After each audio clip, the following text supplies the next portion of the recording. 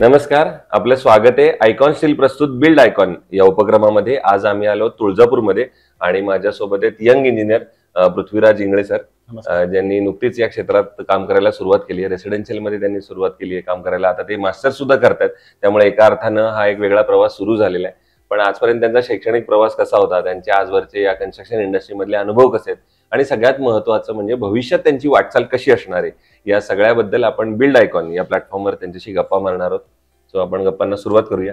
त्यातला सगळ्यात पहिला आणि महत्त्वाचा प्रश्न ते म्हणजे तुमची शैक्षणिक पार्श्वभूमी कशी आहे, म्हणजे तुमची शाळा कुठली होती, तुमचं कॉलेज कुठलं होतं आणि सिव्हिल इंजिनिअरिंग या फील्डमध्ये येण्यामागची प्रेरणा कोणाची होती, प्रेरणा स्त्रोत कोण होतं की ज्यांच्यामुळे तुम्हाला असं वाटलं की मी पण सिव्हिल इंजिनियर बनेल, काय सांगाल? माझं नाव पृथ्वीराज रामभाऊ इंगळे. माझी 10वी पर्यंत शिक्षण मी श्री श्री रविशंकर विद्यामंदिर धाराशिव येथे केलं. इथून पुढे काय करायचं माहित नव्हतं, त्या वयात काय करत नव्हती, फक्त माहित होतं की इंजिनियर व्हायचं.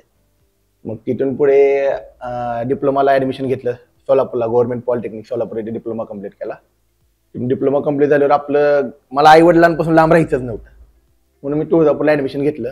तिथे Shri Tuljabhavani college of engineering मध्ये इंजिनिअरिंग या कॉलेजमधून मी इंजिनिअरिंग पास आउट झालो, सिव्हिल इंजिनियर झालो. देन नुकतंच लॉकडाऊन पडलं, देन ग्रॅज्युएशन पोस्ट ग्रॅज्युएशनला ऍडमिशन घेतलं WIT कॉलेज सोलापूरला. मग तिथे काय करणार असतो ते राहिले ते करून टाकायचं. पण शिकण्याची इच्छा ही महत्वाची, ते राहिलं हे महत्वाचं नाही, ती शिकण्याची इच्छा आहे ती सगळ्यात तुमच्यात महत्वाची. आता तुम्ही सांगितला हा तसा तुमचा शैक्षणिक प्रवास. आता सगळ्यात त्यातला एक महत्वाचा टप्पा येतो जो प्रत्येक सिव्हिल इंजिनियरच्या आयुष्यात एका अर्थाने येतो, तो म्हणजे त्यातला एक स्ट्रगलिंग पिरियड असतो. म्हणजे जेव्हा आपण डिग्री करून बाहेर पडतो, पासआउट होतो आणि मग असं आपल्याला वाटतं की पहिला प्रोजेक्ट आपल्याला कधी मिळणार. तर त्या पहिल्या प्रोजेक्टची आठवण कशी होती, म्हणजे तुम्हाला तो प्रोजेक्ट कसा मिळाला, कधी मिळाला, कोणाच्या रेफरन्सनं मिळाला? आता मी माझा पहिला प्रोजेक्ट म्हणजे आता माझा रिसेंटली कम्प्लीट झालाय, म्हणजे ते मन लावून काम केलंय. हाच माझा पहिला प्रोजेक्ट होता. ओके, तर तो कसा मिळाला, कोणाच्या रेफरन्सनं मिळाला? हा माझ्या भावाचा मित्र होता. बरं, त्याच्या रेफरन्स, त्याचंच काम होतं, त्याचं परमिशन काढून दिली. नंतर तो मला विथ मटेरियल द्यायचं, मग मी हा घेतला.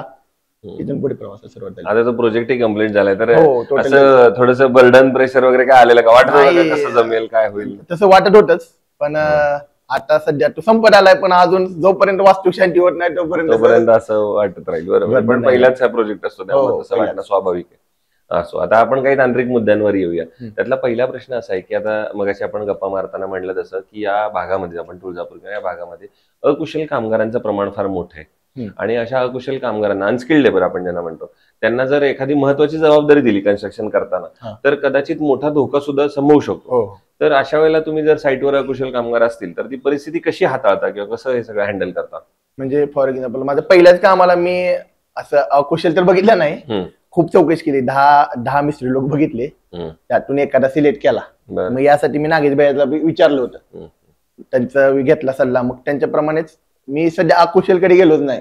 पहिलंच काम असल्यामुळे मला चांगले सगळे कुशल कामगार मिळाले. Very good. दुसरा प्रश्न असा आहे की कन्स्ट्रक्शन मध्ये प्लॅन ही फेज अतिशय महत्वाची असते, कारण प्लॅन केल्याशिवाय तुम्ही पुढे काही जाऊ शकत नाही.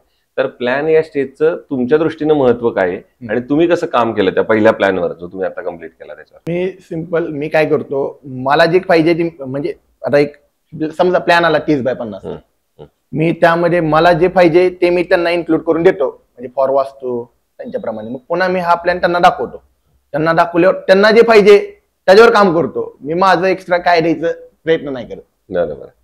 आता तुम्ही हा पहिला प्रोजेक्ट कम्प्लीट केलाय, भविष्यात आता अर्थातच हजारो प्रोजेक्ट कराल, पण तेव्हा एक वाक्य कायम नंतर ऐकायला मिळतं कस्टमरकडनं की माझं थोडं बजेट कमी आहे, किंवा आता सुद्धा त्या प्रोजेक्टमध्ये तुम्हाला जाणवलं असेल की तुम्हाला कदाचित एक इंजिनियर म्हणून वाटत असतं की आपण दर्जेदार बांधकाम करावं, चांगलं सगळं मटेरियल वापरावं, इंटिरियर मधलं सगळं चांगलं वापरावं, आणि तो कस्टमर असतो तो म्हणतो नको बजेट कमी आहे, थोडं एवढ्यातच बसवा, एवढ्यातच घर बनवा.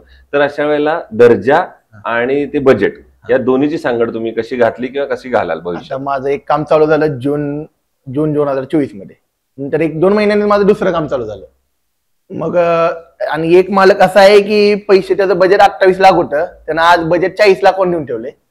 आणि एक मालक असा आहे की ज्याचं बजेट 20 लाख होतं, त्यानं कमी कमी करून 18 जाणून ठेवले. बरोबर. म्हणजे आता कोण भेटते की एकदाच बांधकाम होणार म्हणून भरपूर पैसे खर्च करते, कोण आहे की कधी तर होणार आहे बचत करून पुन्हा कालांतराने करू असं म्हणते.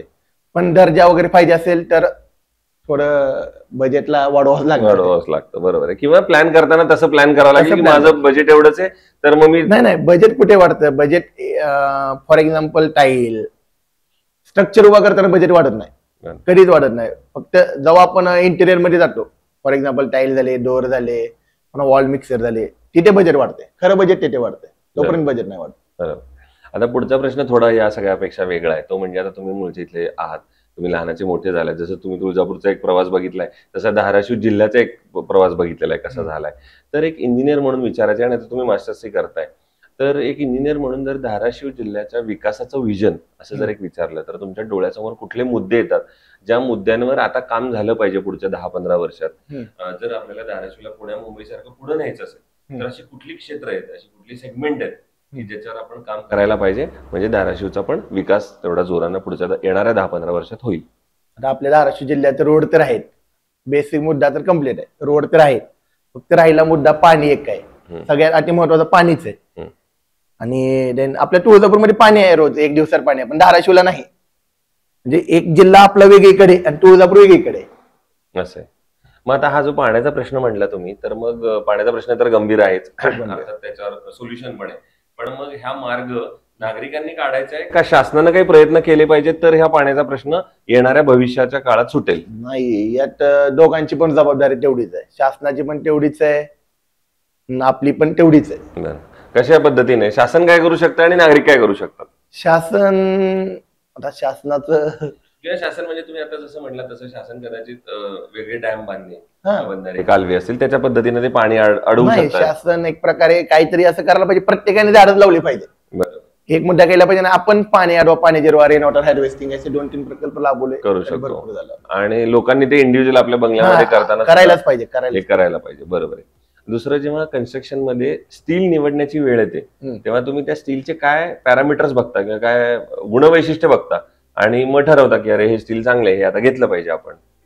आता एक तर मार्केटमध्ये, आता मी फॉर एक्झाम्पल सगळ्यांना कॉल करते, रेट कोणता कमी आहे ते घेते, असं सध्या मार्केटमध्ये आहे. म्हणजे रेट सेंट्रिक आता मार्केट चाललंय. ओके. एक तर हा मुद्दा आहे. ओके.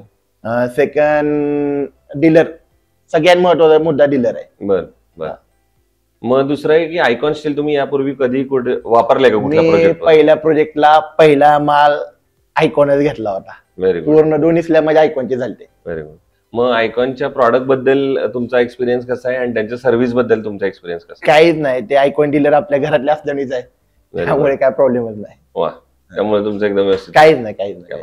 सो हे होते इंजिनियर पृथ्वीराज इंगळे, आणि त्यांनी त्यांचा अनुभव सांगितला. मला असं वाटतं नेहमी हा आता पहिला टप्पा चालू आहे, म्हणजे जसं आपण कुठल्या कन्स्ट्रक्शन मध्ये म्हणतो आता फक्त पायाभरणी झालेली आहे, अजून बरेच त्याच्यावर मजले चढवायचे. असं तो भविष्यात सुद्धा अशीच आयकॉनिक प्रोजेक्टची निर्मिती तुमच्या हातून घडावी, याच आयकॉन स्टील तर्फे मनपूर्वक शुभेच्छा. थँक्यू.